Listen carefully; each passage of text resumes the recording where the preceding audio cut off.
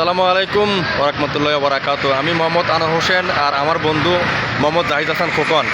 আমরা দুই বন্ধু মিলে এতক্ষণ একটা চা দোকানে চায়ের আড্ডা নিলাম।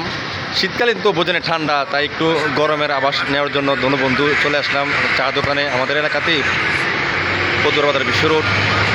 চা খাওয়া শেষ, এখন দুই বন্ধু মিলে একসাথে আবার বাড়ির দিকে রওনা হলাম।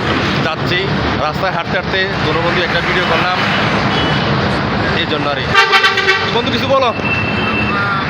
আমি বলতে চাচ্ছি অনেক ঠান্ডা পড়তেছে। আপনারা যারা অযথা ঘুরেফেরা করছেন, অযথা ঘুরেফেরা না করে যাদের কাজ নাই তারা বাসায় চলে যান, কারণ ঠান্ডায় শীতকালে অনেক মানুষের রোগ দেখা দেয়।